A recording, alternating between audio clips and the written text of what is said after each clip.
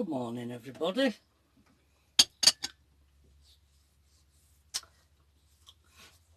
Some people criticise me for starting without Pat, but she's just here. I'm only here. She's only here.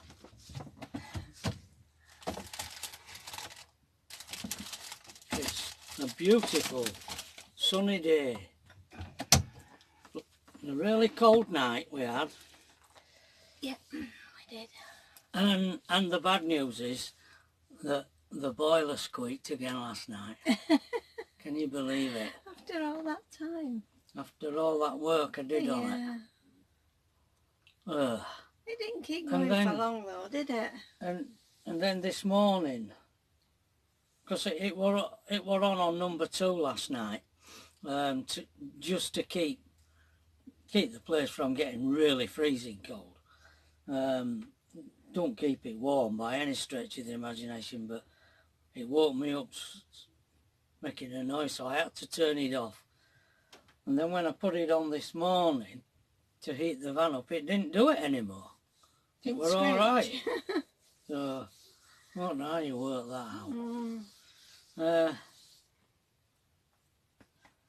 We had a lovely day yesterday with Graham and Wendy down in Llanidloes, doing what we amusingly call a pub crawl. It only involves one pub. The good old Red Lion, yeah, that's the Red Lion. Yeah, we've been in there a few times. Excellent food in there, I've got to say. Yeah, and not expensive. Yeah. I mean, I think they have put it up a bit, haven't they? Yeah. Since last time we were in there, but it's only to be expected when things are going up, isn't it? Yeah, absolutely. And we came back and had us coffee club. Bit later on. Yeah, the weather was not brilliant yesterday, was it? No, it were on and off, wasn't it? Yeah. But I don't know whether it's doing something now. But we did walk into Llanidloes and back. Yeah. Managed to do that without getting wet.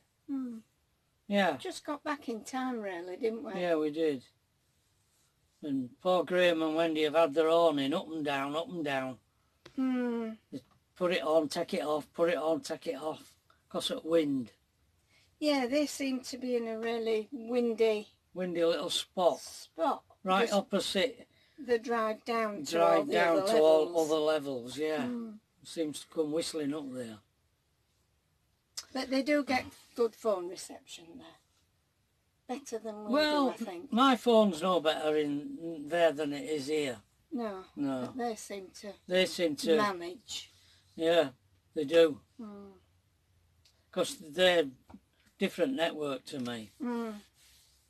Yeah. We've just gone back down to Llanidloes to get a walk round. Yeah, they have. Funny car, haven't they? Yeah. Linda, she asked me what was our band's name when I played in the band. Well, it started off very no intentions really of a band, I don't think. I don't know what Melvin had in mind. Melvin had converted an attic room into a studio. He had musical instruments, sound systems and recording gear in there. And a mini grand. He had a Richard Lit baby grand up there as well. I wouldn't have liked to have had to hump that up there. No. He told me to take a bass guitar home and learn to play it.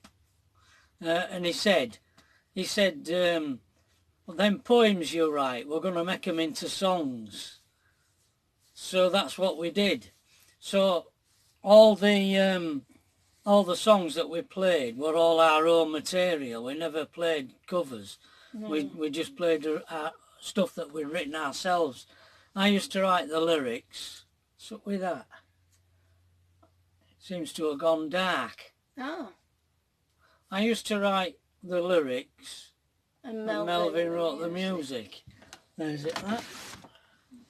Yeah. Yeah, a bit better. Now, when I was messing about, I was painting and messing about learning to play the bass. A young kid, kept walking past the shop and he kept seeing me. And one day he came in, he was on the dole at the time, and he asked me what I was doing, and I told him, and I said, well, just messing about, and he said he were a guitarist, and could he come down and jam with me? So Dom joined the three of us, and we worked on it a bit, and then we went and got a drummer, Brian Muffet.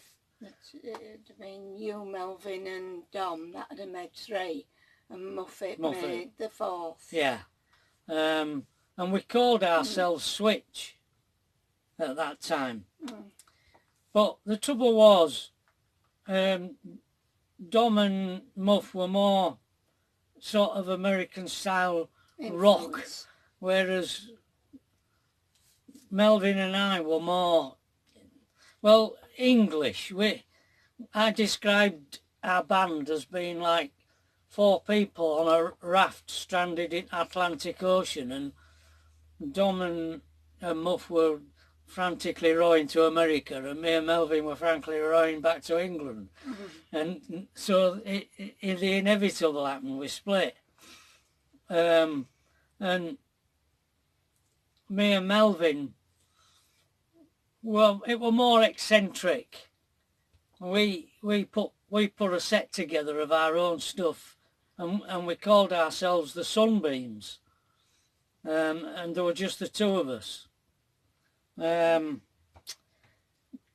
I did learn to play the bass, sort of. But I thought you were good. I liked your style. Thank you, darling. It was just that I was more punky, and I didn't like it. Cramped my style having a guitar around my neck. I wanted to jump about, and I used to get in audience and I used to do all sorts of crazy stuff.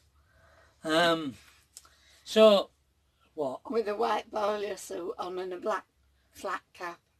Black flat cap, white boiler suit, red baseball boots with sparkly shoelaces. Yeah. What were I going to say now? It's gone. Sorry. Yeah, I told you that. Yeah, I got rid of the bass, and when I say I got rid of it, I recorded it. We had a TIAC, 4-track, and we used to record. We had what did they call it? You used to record backing tracks, didn't you? Oh, I can't remember. You got to remember this was in the early 80s. The gear, late 70s, early 80s, the gear that available was, compared to these days, incredibly primitive. Analog sequencer. We had an analog sequencer and a drum machine. I recorded my bass, and Melvin played the keyboards live, and I sang live. And we warmed audiences up for other bands. We were a support band. We had a 20-minute set. Yeah, and if you wanted to know what we were like, it'd be hard to imagine a cross between George Formby and Captain Beefheart. George Formby. If anybody knows who he is. We were all eccentric, but different. It's a pity. Melvin says he has some music of yours, but I don't know. He's never wanted to part with it. No. I have no recordings of us, but Melvin has.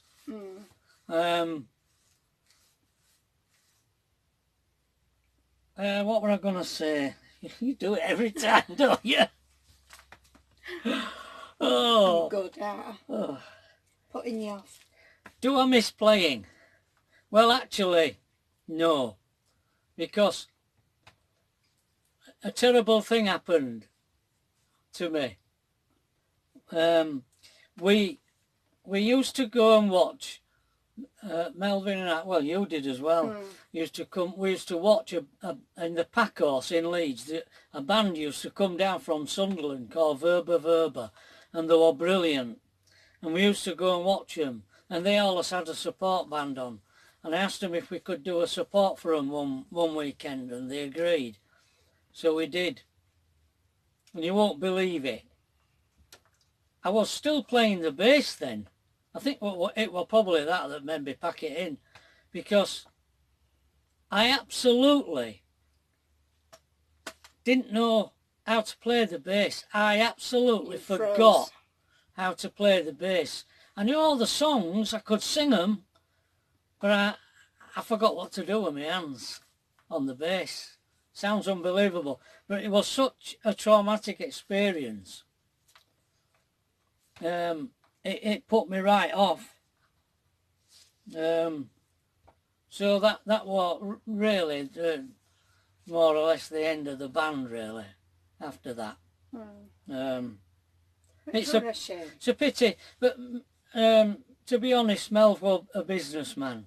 More of a, he was running the piano business, and that's where his art was. It wasn't really in the band. Otherwise, I think we could have gone on, maybe done a bit further with it, yeah. Because we had something. Yeah, definitely had something. Yeah. But anyway, it wasn't to be. Oh, right. And we've reached that milestone that everybody talks about. 1,000 subscribers. What can I say? Thank you. Thank you all for subscribing to our little paltry little channel. Little pretty pat and me sat here talking. 1,000 people watching us. I know. I can't believe it. Good job I can't conceive of it. I know. It freaked me to death. Yeah. Oh dear. I don't, the letters, what have I got here? Where am I? You just done a tag on, haven't you? Yesterday. Tag on of something. Yeah, we did that. Yeah, you said you want. It's a letter from you. Oh. Here. I don't know whether we'll get all the way through this, because... Is it a long letter? Well, Good, no. The letter's not exactly long, it's just I put stuff in it. All right. I put comments in it. All right. It's dated the 3rd of January 1967. Darling Trevor. All right, you've got your Sunday name. I've got my Sunday name. I thought you said you were not going to run for the regiment because of your bad chest. Anyway, they should have more sense letting you run 5 miles wet through. At this rate, you won't be getting engaged, you'll be getting buried. And then to think they made you go on guard as well. It's amazing how little Pat understood of how the army operates. But how could she know? No. You couldn't possibly know how the army operates. There's a class system in operation in the 60s army. Officers, middle class or higher, trained at Sandhurst. A world totally divorced from the world of the squaddy. I got sick of hearing this word morale. Everything officers did to us was under the umbrella of the one word morale. It's good for the men's morale. That's what I used to hear all the time. Pointless duties, parades and dress codes, to name but a few, all designed to keep us in us place. That's what I wrote. That's how I felt. So you carry on with your letter. In your last letter, that's one that I wrote, I like the way you said that's all for now until tomorrow. Oh. When I read it, I thought, oh, he's going to write tomorrow. But I was wrong. There was no letter. So I am now waiting for the next day. Yeah, this was the big bugbear in them days, when we were writing to one another. I never knew for certain if mail simply went missing in the post, or there were inexplicable delays. Or was Pat saving them up and sending them all at once, or what? You get letters dealing with things that you mentioned ages ago. It's just how it was. It was... Blimey, the weather's changed. It's starting to rain now. It's hard to believe because now we have mobile phones, email, social media and all the rest of it. This might sound crazy, but yeah, when I wanted to telephone Pat, I had to book a slot in the roundhouse in the camp.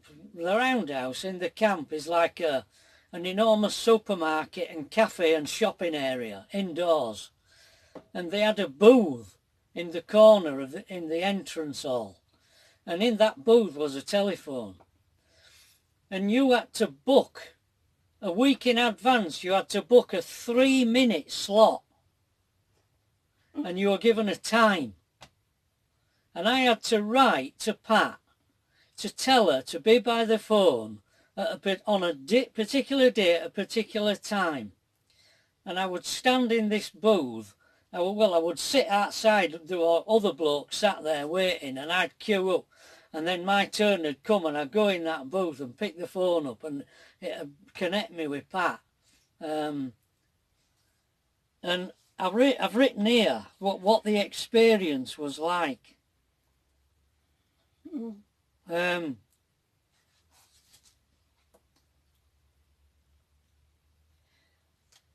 After this 3-minute phone call, I wrote I was a total wreck. I mean, I miss this girl like crazy. Just to hear her voice on the phone, separated by miles, by the army, by logistics, it sent me crazy. All the things I wanted to say evaporated. Consumed by our predicament, we froze. Neither of us could really say anything much. No. I would walk back to the camp in a daze, disturbed for days afterwards. Sheer and utter torment, and I was supposed to function through all this. That's what I wrote about it all. Yeah. Oh, it ends here, does the letter? So I'll read it. So I'll carry on with the letter now. You know, in my last letter I said Brenda is having a baby, but I didn't know when. Well, it should be here in 7 months. How's that for quick work? They've only been married for 1 week and 3 days.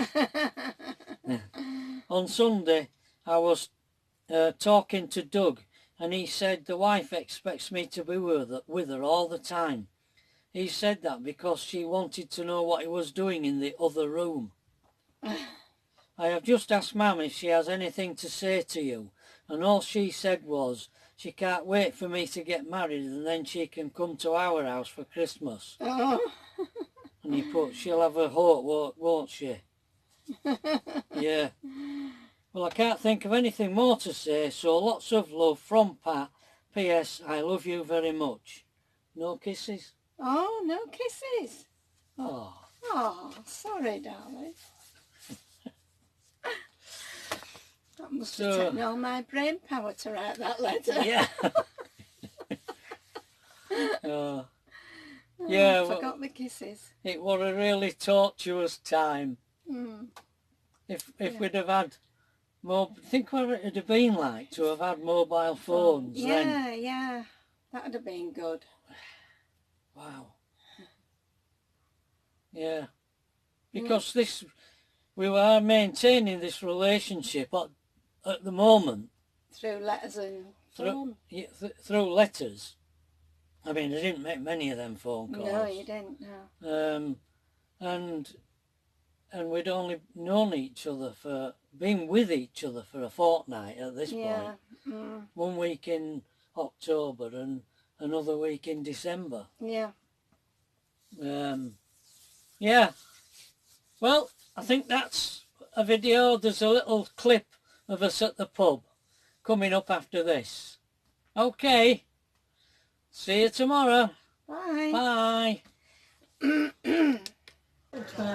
Here we are having our pub crawl. Look at that all-day breakfast there. That is brilliant. Brilliant food in this pub. I've got a chicken curry and chips, I have. And I keep pinching it. Yeah. Nearly time for another pint, Trevor. Oh, it is, yeah. Yeah. Okay, mate. Okay, mate.